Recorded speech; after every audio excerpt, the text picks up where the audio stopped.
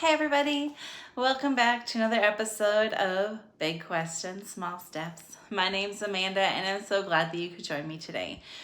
Today we're continuing on with our little trio series of dating men from other ethnicities, other backgrounds, other religions, things like that. I haven't dated a ton of people, but I have had the experience of dating some men from different backgrounds. I did date a man who was Muslim. He didn't admit it, but all of his idiosyncrasies and his practices indicate that he was. I did date a man, currently am dating an amazing man who is Jewish.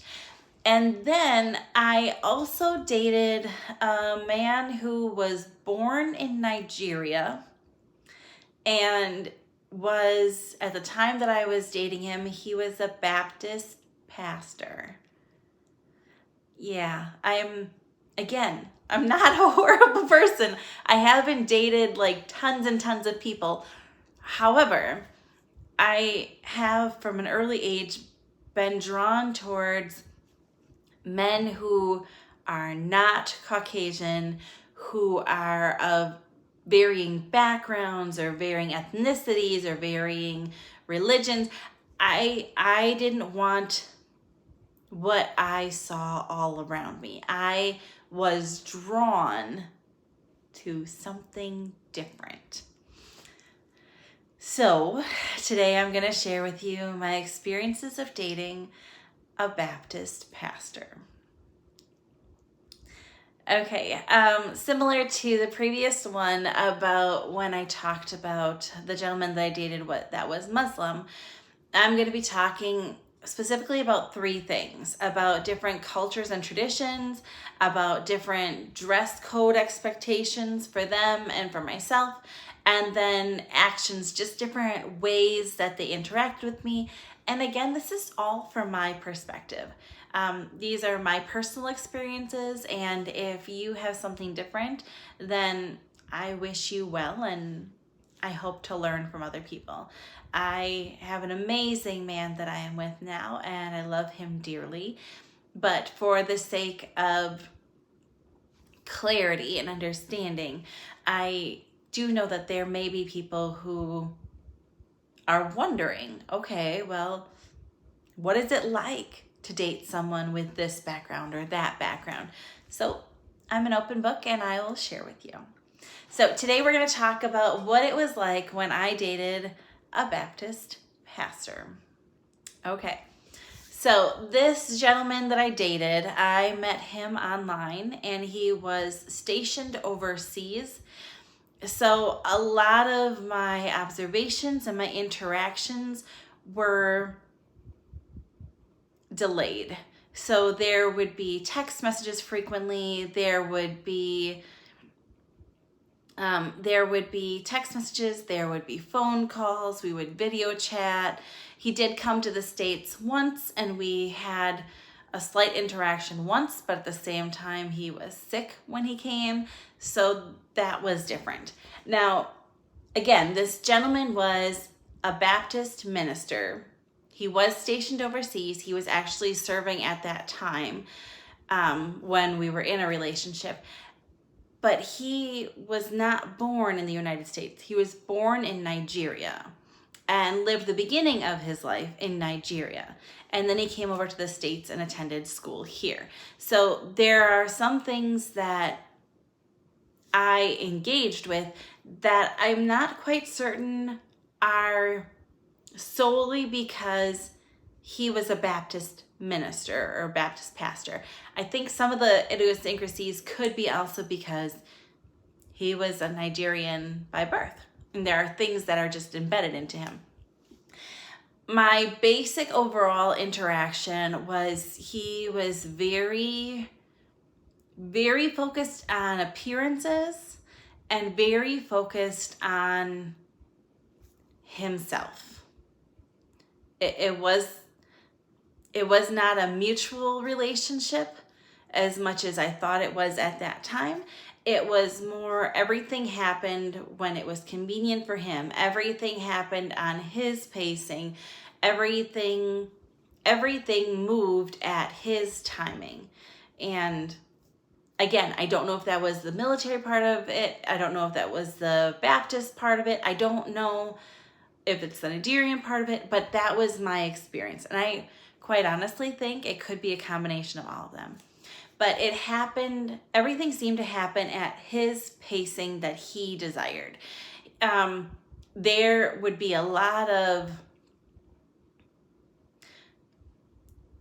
implied guilt about, I want you to do this. And if I was not feeling it, didn't want to do something, if he called at 3:00 in the morning and I didn't answer the phone, if I was sick and I couldn't have a conversation with him, he would get angry.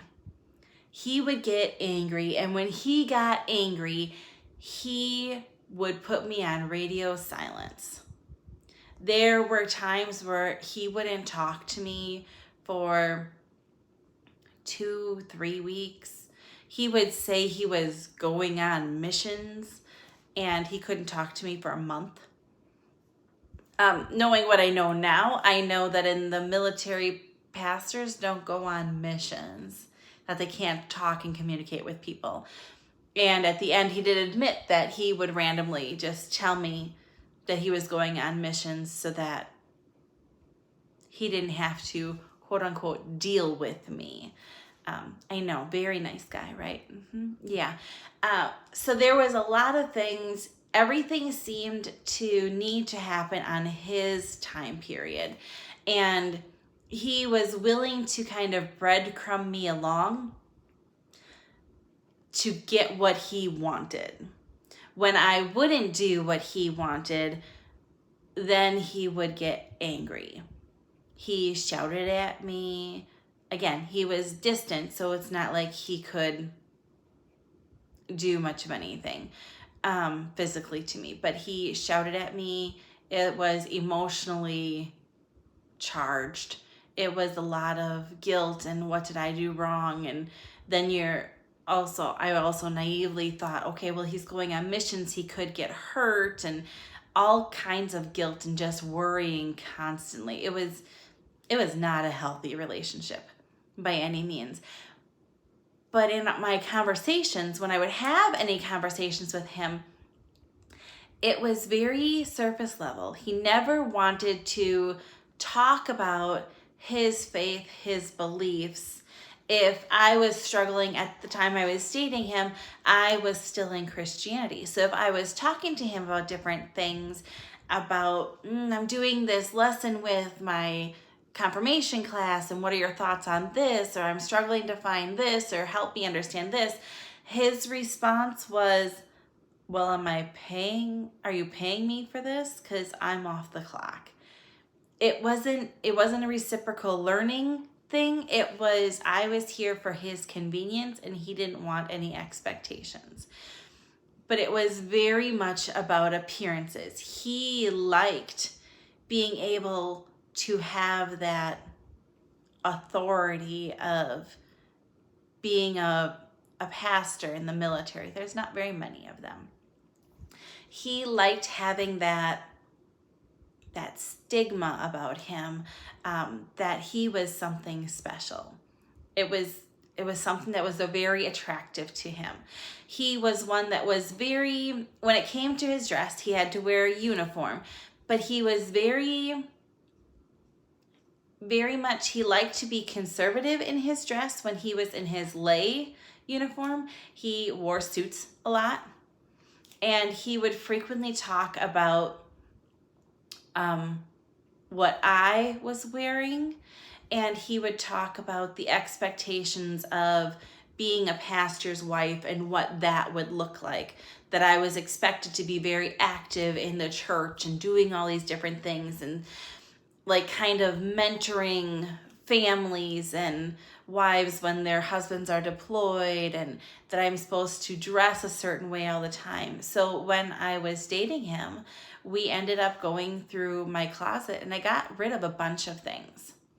I got rid of all the Halloween costumes I had because they don't celebrate Halloween. I got rid of anything that was, in his opinion, not modest enough for a preacher's wife. And I was okay with it at that time because I was pleasing him in some regard, and it was making him feel more comfortable because he wanted to be proud of me, and that was okay with me. But he took it too far when he would start to make comments about my weight. At the time I was dating him, I was walking probably 6 miles a day, and he was very, very thin, very physically fit. He was a runner and he ran all the time. So he would make comments about how he would be proud to walk with me on base, but he would be so much prouder if I would just lose 20 pounds, if I would just lose 30 pounds. He would say things like, oh, you're so beautiful, but oh, you would be drop dead gorgeous if you just did this. Or, oh, you should start taking up running because then you could drop some of this weight. And it was those little things that just made you feel like you were never quite good enough. Feeling like there was something wrong with you, that you continued to miss the mark. So I started running, and when I told him that, he's like, great, now you should up it to 3 miles. Like there was never pleasing him, and it was frustrating. It was frustrating. In his traditions, he had different traditions because of being in the military, but he was very fixated on his church family and his base because he was in the military. Very fixated on the people and supporting the people and making sure that he looked good for them, and he was always seen in high regards. So he would send me random videos or pictures like, look at these great people and I'm oh so proud of them, and like always showing off different things. If he gave a seminar, that was part of who he was. When I was dating him, it was over the Christmas period, and it happened to be his birthday. He was very much fixated on not the commercial side of Christmas, but they were very focused on the spiritual and religious side of Christmas. So he did the services and different things like that. But he was very, very much, it was a time focused, and it was very purpose focused. He didn't do things just for doing them as far as his religion. Now, as far as his practice, that was completely different. He did things just because it made him look good. He would wear his uniform shirt around a little more frequently because it gave that respect around base. That's just who he was. It was not bad, but my main takeaway from dating someone who was a Baptist minister was they were very fixated on appearances, and it typically was all about them. They weren't concerned about other people. They were concerned about them. If it wasn't happening on their time schedule, then you are just in my way and you are expendable. And that there's nothing that hurt more than when he said, I don't have time for you. You're not that important to me. And I had been giving up a lot. I've been giving up sleep, waking up at 3 o'clock in the morning hoping he would call. It was weird. It was such a manipulative relationship, and I was very naive in it for a lot of it. I was very much hoping for something that wasn't actually happening. So it was it was a learning opportunity. And if you happen to be dating someone who is a Baptist minister, I wish you all the best. But this was my experience. Take from it what you will. Until next time, bye-bye.